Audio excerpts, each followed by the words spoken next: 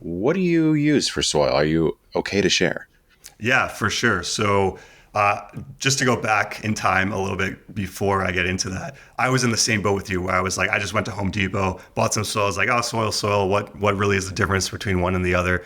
And I learned that lesson, obviously, the hard way with not having, in the first year or so, not really having a great quality product because of the soil. So, as most people know in the gardening space, like what you grow is from the soil. So you want to build the soil, whether that's gardening outside or growing microgreens indoors. So the soil is really, really, really important. So pretty much what I did was just a ton of testing on what worked, what didn't work. And what I came to is creating this recipe called what I call super soil, which it's pretty simple. And the exact recipe is in our growing guide that anyone that is interested can find it completely for free on our website at microgreensconsulting.com. And pretty much what it is a mixture of any good quality potting soil with a really high quality fertilizer. And the one that I recommend is called Gaia Green 444. I did like extensive testing on different mixes of soil, coir, peat moss, composts, worm casting, like everything under the sun, and every fertilizer I can find. And the combination of a good product like Promix HP as an example is a good one with a really high quality fertilizer like Gaia Green 444 just makes a massive difference. And when I started using this soil recipe, I was like, the microgreens look a lot different than what else is in the marketplace. So I actually did a comprehensive soil or analysis of the actual microgreens. So I took broccoli microgreens that I grew, and then I took a local organic competitor because we're a certified organic farm, and this other farm was also certified organic, but their greens were like really small, and I was like, why are they so small? And it's most likely because most information online says you don't need to add fertilizer to grow microgreens well, and that's just a huge misconception that's kind of just spread over time, and that's part of what I'm very passionate to do is share with people what I've learned and be able to get them to grow a much higher quality microgreen. So from this nutrient analysis, the results were really mind-blowing. So on the low end, we did a mineral and protein analysis. So we didn't do vitamins or antioxidants or anything like that, but we did minerals and protein, and every single nutrient was significantly higher. On the low end, protein was 41% higher. That was the lowest difference.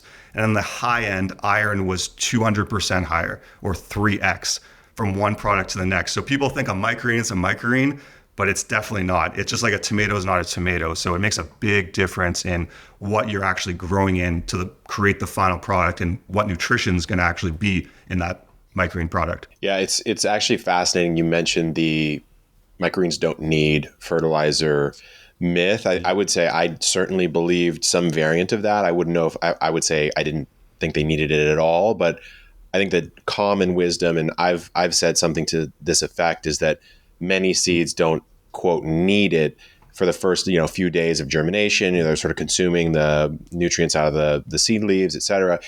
Not needing something does not equate, though, to maybe not wanting or benefiting from that thing, right? And it sounds like maybe that's where you found your discovery. And the one thing I want to rewind on real quick, though, is you mentioned a potting soil with a high quality fertilizer is sort of the base secret super soil recipe.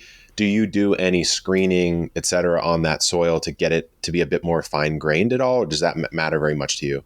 No, so like Promix HP is like it's high propensity, I believe. So the perlite's pretty chunky. The soil's not super fine. I found having good drainage is really important. So you actually don't. I found using a product like Promix BX is much finer. They call it like a germination mix. I found farms that I've consulted for that use that when they switch to HP have much better results because you want to have like you don't want to create an anaerobic environment when you're growing microgreens in that kind of density. So it's much easier to overwater with a product that holds more water in a finer grade. So there's a lot of these kind of like, just general misconceptions that have floated. And even something like worm castings, people think worm castings are great to add to microgreens. All my testing has shown that if you add more than like 1% or 2%, it's going to cause more problems than it's going to solve. And Interesting.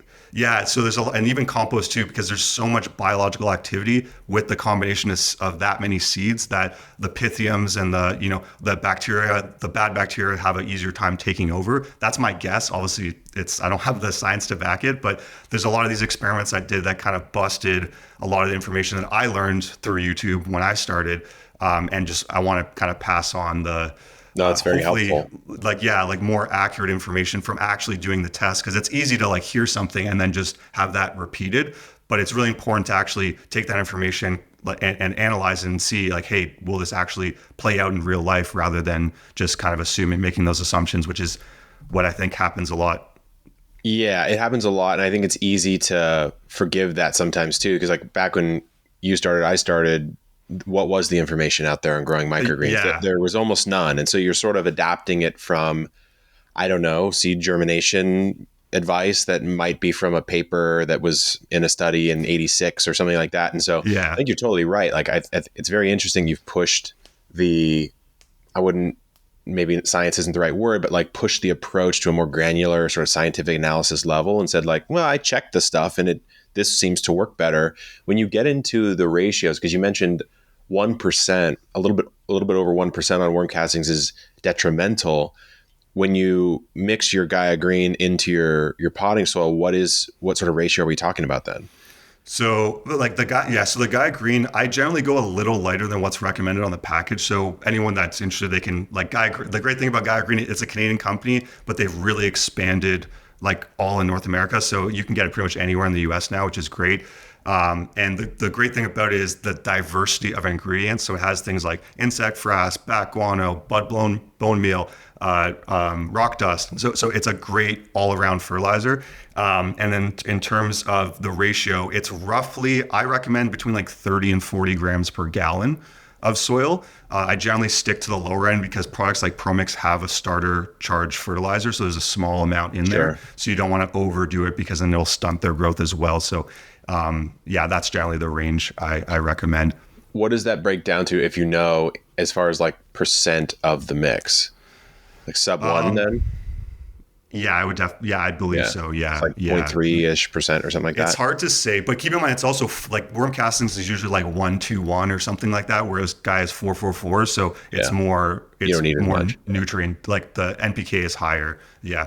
And just one thing that I think is cool to mention is we did just the testament of this super soil recipe that can be used not just for microgreens, but for seed starting and for actually growing potted plants.